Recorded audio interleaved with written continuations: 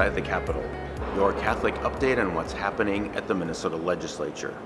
I'm Sean Peterson with the Minnesota Catholic Conference.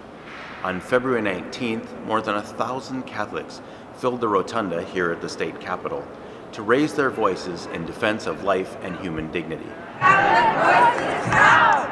Catholic voices count! This massive rally in the rotunda was just one small portion of the day. The day began with Mass, concelebrated by all 7 of Minnesota's bishops and Archbishop Charles Chaput of Philadelphia. Following Mass, the River Center was abuzz with Catholics from every legislative district in Minnesota. Keynote speaker, Archbishop Chaput, inspired attendees to go and live out their faith in the public arena. Inserting our faith into our public life is not a privilege, it's not just a right, it's a demand of the gospel. Legislators, including Senate Majority Leader Paul Gazelka and House Majority Leader Ryan Winkler, spoke about the importance of hearing from their constituents. It is the most powerful thing at the state capitol. It is more powerful than money. It is more powerful than outside interest groups. It is more powerful than the loudest voices. When somebody comes in, coming in with that Christian character, treating the legislator the way they would want to be treated, building that relationship, that's how you try to change them.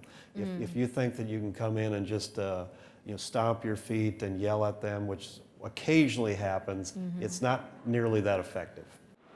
MC Gloria Purvis of EWTN's Morning Glory also spoke with lay Catholics about their experiences of advocating on issues of life and dignity and how to build relationships with legislators. Hold on to the truth and don't be afraid to speak it. Like we're talking about today, put your faith forward. Don't be afraid to be a Catholic within your advocacy. Don't hide that away in your back pocket. Do not live entirely isolated, having retreated into yourselves as if you were already justified, but gather instead to seek the common good together. So let's keep those words close to our hearts as we embark on our visits today. I think that, we gotta always go back to, and you're kind of saying this too, Emily, the dignity of the human person, and that we treat everyone with dignity, no matter what, if they're, here with the right papers or not, and everybody has a story. How can you say there are too many children? The message of defending life and dignity also flowed through the lyrics of Daniel Rose. And a talk from actor Jim Caviezel, who incorporated the strong words of Mother Teresa into his message. The greatest destroyer of peace today is the cry of the innocent, unborn child.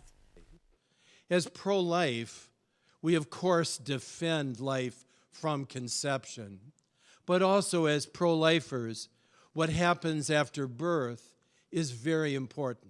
Bishop Michael Quinn provided a short catechesis on 4 bills to help provide for children during their first 1,000 days of life, starting in the womb.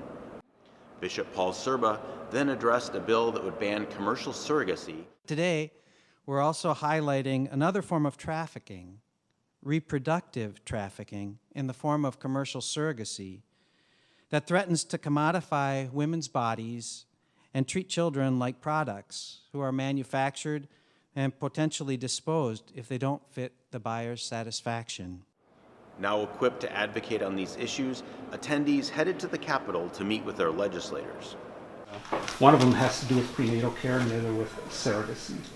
Holy Mary, Mother of God, pray for us sinners. Throughout the afternoon, recitations of the rosaries rang through the rotunda before Minnesota's Lieutenant Governor thanked everyone for bringing their voices to the Capitol. But our decision makers, our policy makers need to hear from you and what drives you, why you are here, and that we are called to be a voice for those who may not be able to get to the Capitol. Pray for me, and pray for the governor, and pray for our legislature as we try to do good by people in the state of Minnesota.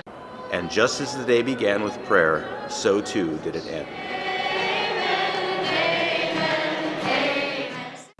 Later that same week, Catholics and dozens of other Minnesotans came to the Minnesota Capitol to voice their support for a bill that would provide dignified lives for Minnesota's immigrants. I am honored to speak this morning on behalf of Driver's Licenses for All. As a religious leader, I wish to focus today on the moral imperative of passing this legislation. Yes, yes. It assists with a very basic component of what people need to subsist in modern life: transportation. I know many kids who want to participate and partake in so many different activities.